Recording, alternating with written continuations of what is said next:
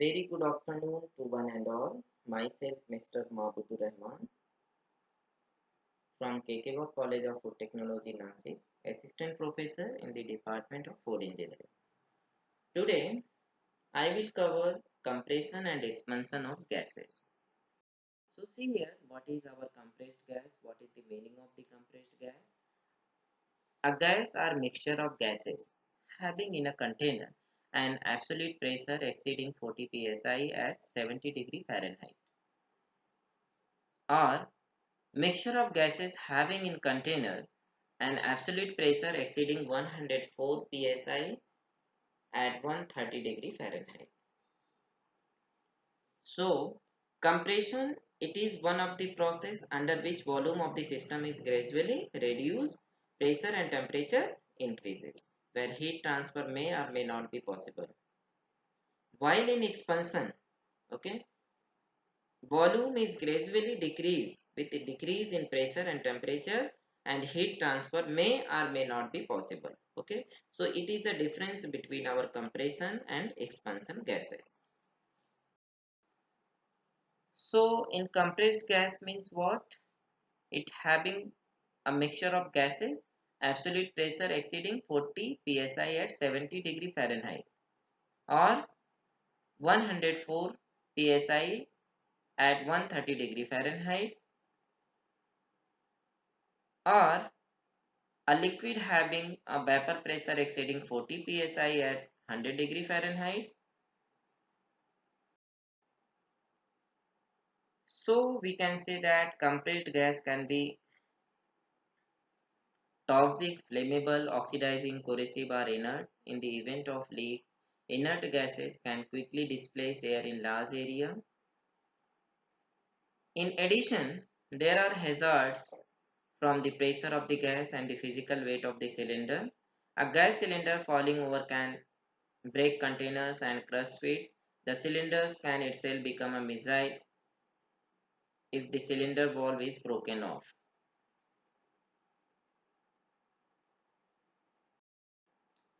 Compressed gas can be cause fires, explosions, oxygen deficient atmosphere, toxic gas exposure, as well as the innate physical hazard associated with cylinder under high pressure. General cylinder safety: accept only properly identify cylinders and do not rely on color codes. Wear safety equipment appropriate for the hazard potential. Cylinder or valve is noticeably corroded. A leaking cylinder should be removed. If the leak is that junction of the cylinder valve and cylinder, do not try to repair. Instead, to contact the suppliers. So these are the general safety conditions we use. Next one is storage, use and handling. Properly secure cylinder in a well ventilated and protected, that is away from heat, flames and the sun. Discontinue use of the cylinder when it has least 25 psi remaining. Close valve to prevent air and moisture from entering. And mark it, that is it is empty cylinder. All compressed gas cylinder must bear labels that clearly identify the contents.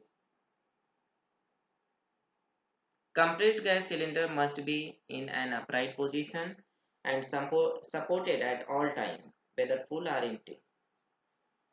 So acceptable methods of support include wall mounted or bed mounted gas cylinder brackets, chains or belts anchored to wall or benches, freestanding dollies or cart designed for gas cylinders and equipped with safety chains.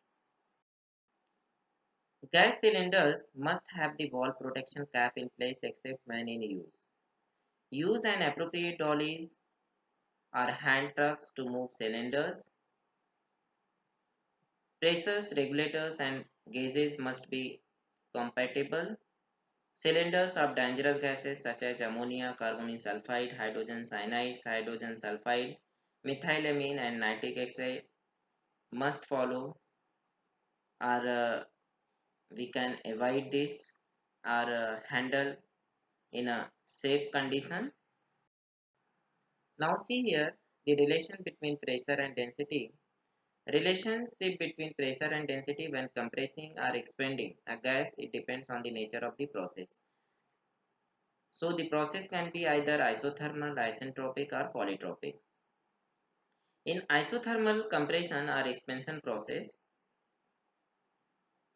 compression or expansion of gas take place under constant temperature condition and the process is said to be isothermal. At that time, the isothermal process can be expressed with ideal gas law as P upon rho is equal to constant, where P is absolute pressure and rho is the density. So the isothermal process can also be expressed as Pv is equal to constant or P1 V1 that will be equal to P2 V2, where V gas volume and suffix 1 and 2 denotes initial and final condition of pressure and volume. Now come on isentropic or adiabatic compression expansion process.